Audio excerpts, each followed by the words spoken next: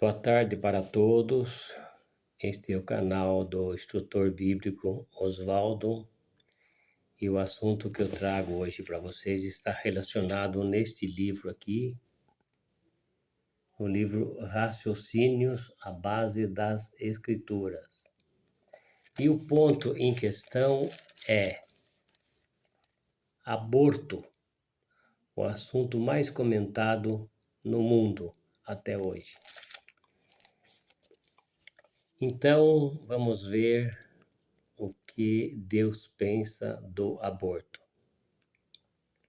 O aborto é a expulsão de um embrião ou de um feto que normalmente não pode viver fora do útero. Pode acontecer aborto espontâneo devido à imperfeição humana ou acidente. O aborto provocado deliberadamente só para se evitar o nascimento de uma criança desejada é tirar de modo intencional uma vida humana. Como deve a fonte da vida humana influir no nosso conceito sobre este assunto? Eu vou repetir a pergunta. Como deve a fonte da vida humana influir no nosso conceito sobre este assunto? O livro de Atos dos Apóstolos, no capítulo 17 e no versículo 28, diz: por meio dele, Deus, temos vida e nos movemos e existimos. Já no livro do Salmo, no 36:9, Deus diz assim: contigo, Jeová Deus, está a fonte da vida. No livro de Romanos, escrito pelo apóstolo Paulo, diz assim, no 14:12, cada um de nós prestará contas de si mesmo a Deus. Uma outra pergunta aqui. Considera Jeová preciosa a vida de uma criança, mesmo quando está bem no início dos estágios de desenvolvimento após a concepção? Eu vou repetir a pergunta de novo aqui. Considera Jeová preciosa a vida de uma criança, mesmo quando está bem no início dos estágios de desenvolvimento após a concepção? Vamos ver o que Deus pensa aqui, ó. Deus inspirou o salmista a dizer no Salmo 139:13 até o 16: Tu, Jeová, mantiveste-me abrigado no ventre de minha mãe. Teus olhos viram até mesmo meu embrião, e todas as suas partes estavam assentadas por escrito no meu livro. Muito bem, hein? Uma outra pergunta. Declarou Deus alguma vez que uma pessoa seria chamada à prestação de contas pelo dano causado a um manuscrito? Vou repetir a pergunta de novo. Declarou Deus alguma vez que uma pessoa seria chamada à prestação de contas pelo dano causado a um nascituro? O livro de Êxodo, no capítulo 21 e no versículo 22, depois o 23, diz assim: caso homem brigue entre si e eles realmente firam uma mulher grávida e deveras saiam os filhos dela, mas não haja acidente fatal, sem falta se lhe deve impor uma indenização segundo o que o dono da mulher lhe impuser. E ele tem de dá-las por intermédio dos magistrados, mas se acontecer um acidente fatal, então terás de dar alma por alma. Algumas traduções fazem parecer que nesta lei dada a Israel, a questão crucial era o que acontecia à mãe, não ao feto. O texto original em hebraico, porém, referia-se a um acidente fatal que sobreviesse ou à mãe ou à criança. Mas a pergunta continua aqui, ó.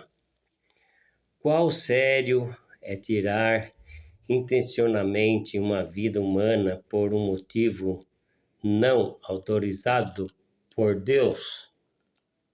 O livro de Gênesis, no capítulo 9 e no versículo 6, diz assim: Quem derramar o sangue do homem, pelo homem será derramado o seu próprio sangue, pois a imagem de Deus fez ele, o homem. 1 João 3,15.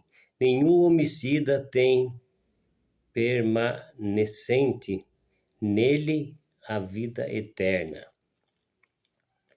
Já o livro de Êxodo, no capítulo 20, no versículo 3, que é um dos 10 mandamentos, diz: Não deves assassinar. Justifica um aborto a opinião de um médico de que se deixar que certa gravidez chegue a pleno termo, irá prejudicar a saúde da mãe? Pergunta muito interessante aqui, né? Mas eu vou repetir essa pergunta. Justifica um aborto a opinião de um médico de que se deixar que certa gravidez chegue ao pleno termo, irá prejudicar a saúde da mãe? Às vezes, as opiniões dos médicos são erradas. Seria justo matarmos nosso semelhante porque este poderia causar dano ao seu próximo? Se no momento de dar à luz é preciso fazer uma escolha entre a vida da mãe e a da criança, cabe aos envolvidos fazer a escolha. Entretanto, os progressos da medicina em muitos países tornaram essa situação muito rara. E se alguém disser, mas eu tenho o direito de decidir assuntos que têm a ver com o meu próprio corpo?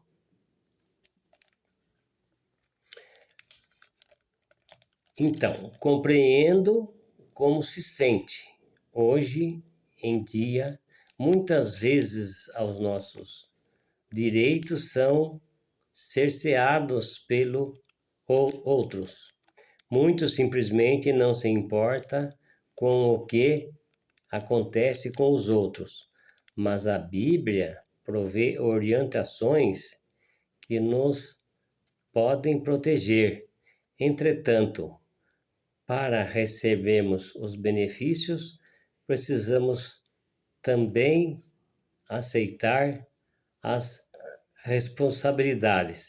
Muitas mães foram abandonadas pelos homens que geram seus filhos, mas num lar onde tanto o marido como a esposa vivem segundo as normas da Bíblia. O marido terá realmente amor à esposa e os filhos, permanecerá lealmente com eles e fará provisões para eles.